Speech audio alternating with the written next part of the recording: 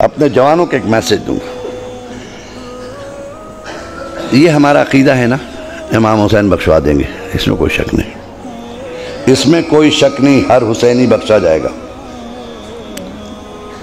हर हुसैनी, इसमें तो दो राय है ही नहीं। बख्शिश में किसी की हो ना हो, अली वाले बख्शे जाएंगे, इसमें डिसाइडेड है, ये बख्शे जाएंगे। सवाल ये पैदा होता है कि क्या इमाम हुसैन को हम लोगों की तरफ से इजाजत है वो हमसे कुछ पूछ सकें, या हमने इजाजत नहीं दी है? भाई सिक्योरिटी रीजन की वजह से कभी कभी बॉडी तलाश ली जाती है ना, बड़े बड़े मिनिस्टर के लिए आती है, हम क्या है भाई सिक्योरिटी रीजन है, मालूम है साहब, मिनिस्टर को भी चेक कर लिया, कहा साहब सिक्योरिटी रीजन है। बड़ा मंत्री आ रहा है उसके भी ले रहे हैं, एमएलए आ रहा है उसका भी ऐसे ऐसे कर रहे हैं, हालांकि वो एमएलए है, सिक्योरिटी रीजन है ना, वहां बुरा किसी को नहीं मानना चाहिए। कयामत के दिन मेरे हुसैन ने वादा किया है, मुकालमा सुन लीजिए, यहीं पर एंड है मजलिस का। हुसैन ने वादा किया कि तुम आओ, मीजान पे हम मिलेंगे, ये है ना वादा, मीजान पे हम मिलेंगे, और अगर तुम्हारे अमाल में कमी होगी तो हम अपने अमाल देंगे, ये भी वादा है हुसैन का, है ना, इसमें भी कोई शक नहीं है। अब मालूम हुआ कि इमाम हुसैन महशर है, समझ लीजिए अभी महशर है, महशर का मैदान है। इमाम हुसैन हस्बे वादा मीज़ान के करीब खड़े, जहां माल तोले जा रहे हैं, फातिमा का लाल मौजूद है। मौलाना अतहर अब्बास गए, अस्सलाम वालेकुम। वालेकुम सलाम अतहर अब्बास, खैरियत है? हुसैन पूछ रहे। मैंने कहा मौला आपने पहचान लिया? लोग तुम्हें नहीं पहचानेंगे, हम तो फिर किसको पहचानेंगे? सबसे बड़ा आलम तुम उठाते थे, मतलब सबसे बड़ा तबरुक तुम बांटते थे, सबसे बड़ी नियाज महल्ले में तुम्हारी थी, कैसे नहीं पहचानेंगे अतहर अब्बास? जी शुक्रिया मौला। ये कह के हमने जन्नत की तरफ देखा, कंफर्म है ना, जन्नत, जन्नत की तरफ देखा मैंने। तो मौला ने कहा उधर क्या देख रहे हो, वो तो तुम्हारी है ही है, पहले मीज़ान तो देख लो, यहां से तो गुजर रही है ना, वो तो तुम्हारे, तुम उसके लिए परेशान ना हो, मैं हूं ना जन्नत का सरदार। अरे मौला ऐसे ही मैं देख रहा था उसको। अच्छा जी मौला बताइए मैं क्या करूं मीज़ान में? कह रहे ये गुनाह तो इधर रख दिए गए हैं, उसमें तो किसी का निकालना नहीं, सब है रेडी है, सब रख दिया गया, तुम अपने अमाल रख दो इस पर, बस नमाज निकालो।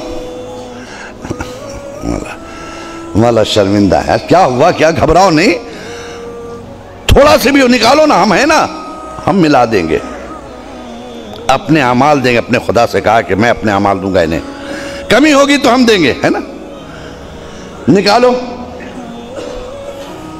मैं पढ़ा हो तब ना, अतहर अब्बास बेचारे पर इधर उधर सर खुजा रहे हैं।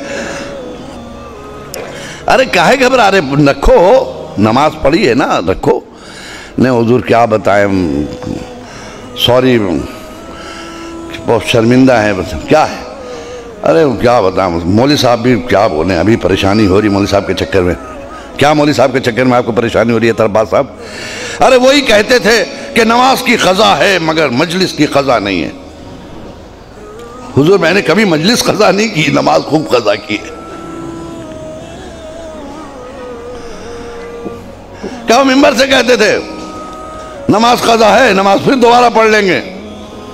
अजान होती थी हुजूर उठने नहीं देते थे, तकरीर करते थे वो, और ये कह देते थे नमाज की क़ज़ा है, मजलिस की नहीं है, लिहाजा हुजूर नमाज़ें खूब क़ज़ा की। अच्छा फिर भी सोचो कुछ नहीं। अरे रुकिए हुजूर, हुजूर दो रकत नमाज ईद के दिन पढ़ी थी। तो मौला ने मुस्कुरा कर कहा भाई यहाँ वाजिबात का सवाल हो रहा है, तो सुन्नत है, दोस्त जब न भी किए होते तो चलता मुझे। निकाला भी सर और खुजा के, 2 रकत तो ईद वाली और 2 रकत बकरीद वाली, 2 रकत नमाज वो भी। अच्छा नमाज नहीं पढ़ी, सॉरी।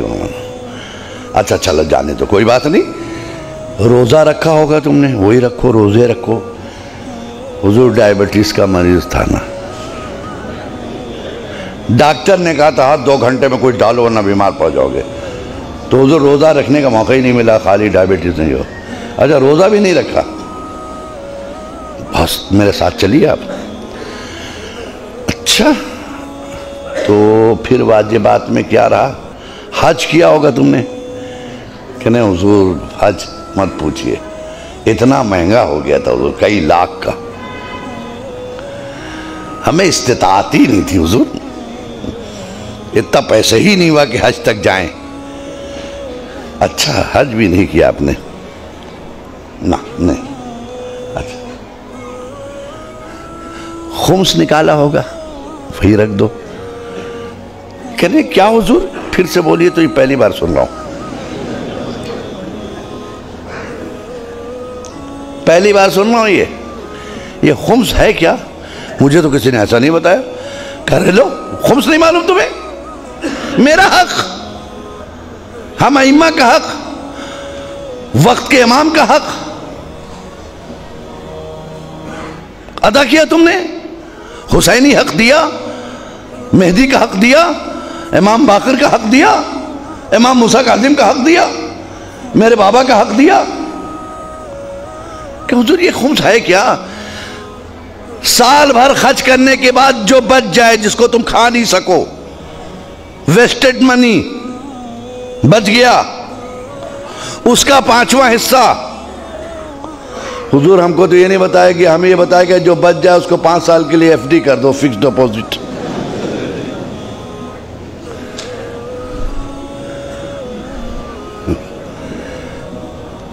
फिक्स डिपॉजिट कर दो। हमने हुजूर फिक्स डिपॉजिट कर दिया उसको। क्या खुम्स नहीं निकाल करने? हुजूर नहीं, खुम्स नहीं। हम लोग के मेंबर पे ये सब बातें नहीं होती थी हुजूर।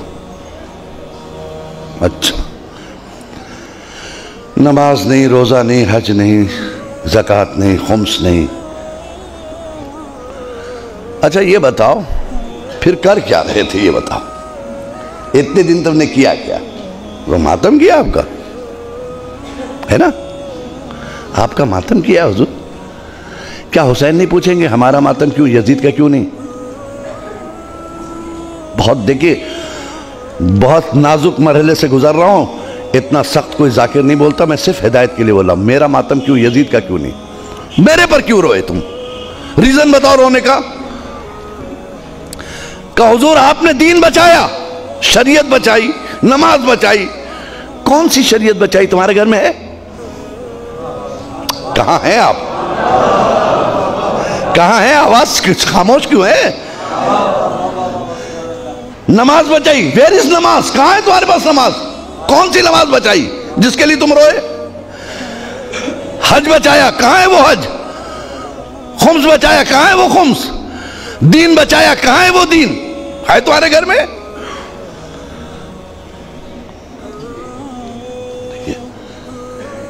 हुसैन को हक है ना पूछने का, या नहीं है? ये अथॉरिटी आपने नहीं दी। आप है कौन? मालिक महशर है वो, मालिक जन्नत है वो, हम गुलाम है उसके, वो हमें सुनना है उसकी। वो हमसे ज्यादा तैयार है आपको ले जाने के लिए, लेकिन खुद इतने फालिज ज़दा बन ना जाओ कि रास्ता ना चल सको। बेदीनी का इतना फालिज न गिरा लो जिस्म पर कि जिस्म मफलूज हो जाए, जन्नत तक जाने के लायक ना रह जाए। एक सलवात पढ़े मोहम्मद वाले मोहम्मद पे।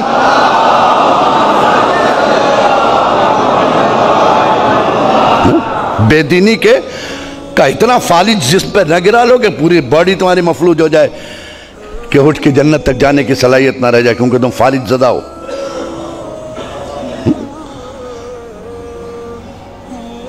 हुसैन ने पूछा, चाहिए बताओ हम में और यजीद में फर्क क्या था? इतने ही बता दो, हम तुमको पास कर देंगे। चलो एक सवाल का जवाब दे दो, जन्नत में चले जाना। यजीद में और हम में क्या फर्क था? क्या हुजूर क्या आपका और यजीद से मुकाबला? यजीद बेदीन, आप दीनदार। यजीद बदकिरदार, आप साहिब किरदार। यजीद चाहता था सब बेनमाजी हो जाएं, आप चाहते थे सब नमाजी हो जाएं। यजीद चाहता था सब बेदीन हो जाएं, आप चाहते थे सब दीदार हो जाएं। यजीद चाहता था काबा मिट जाए, आप चाहते थे सब हज को जाएं, है ना? ठीक है, पूछ लिया हुसैन ने कि अच्छा इसका मतलब बेनमाजी यजीदी प्रोडक्ट, बेदीनी यजीदी प्रोडक्ट, बदकिरदारी यजीदी प्रोडक्ट, यजीदी प्रोडक्ट है ना? यजीदी प्रोडक्ट, बेदीनी यजीदी प्रोडक्ट, झूठ यजीदी प्रोडक्ट, नमाजी हुसैनी प्रोडक्ट, रोजेदार होना ये हुसैनी प्रोडक्ट, दीदार होना हुसैनी प्रोडक्ट। इसका मतलब करबला में दो कंपनियां थी, एक का प्रोडक्शन क्या था? नमाजी, रोजेदार, हाजी, ज़कात देने वाला, सच्चा। दूसरे का प्रोडक्ट क्या था? शराबी, जुआड़ी, बेईमानी, बेदीनी। यही है ना? हुसैन ने पूछा अच्छा आप बताओ, बेनमाजी नमाज ना पढ़े, यह मैं चाहता था, यह यजीद? कहा तो हुजूर वो यजीद चाहता था। अच्छा तो यजीद की तुमने बात मान ली है। बदकिरदारी ये किसका प्रोडक्ट था? कहा यजीद का। कहा तुमने अपना लिया है? बेदीनी यजीदी प्रोडक्ट तुमने अपना लिया। रोजा नहीं रखा, यजीद का काम किया। ज़कात ना दिया, यजीद का काम किया। खुम्स ना निकाला, यजीद का काम किया। नमाज नहीं पढ़ी, यजीद का काम किया। कारखाना किसका चला रहे हैं आप? है? कहीं ऐसा ना हो कि हुसैन आखिर में एक जुमला कहें, सारी जिंदगी यजीदी फैक्ट्रियों में काम करने वालों हुसैनी दफ्तर से मजदूरी मांग रहे हो।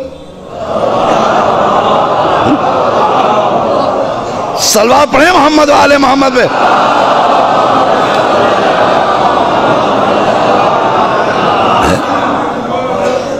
सारी जिंदगी यजीदी फैक्ट्रियों में काम करने वालों हुसैनी दफ्तर से मजदूरी मांगने हो, शर्म नहीं आती? कोई ऐसा काम नहीं किया जी। हम आज ज़ियारत पढ़ते हैं फातिमा के लाल की। आप इत्मीनान रखिए, आपकी वजह से आज़ादारी जिंदा नहीं है, ऐसा कभी मत सोचिएगा। ये भूल है आपकी कि आज़ादारी आपकी वजह से जिंदा है, बल्कि आप आज़ादारी की वजह से जिंदा है।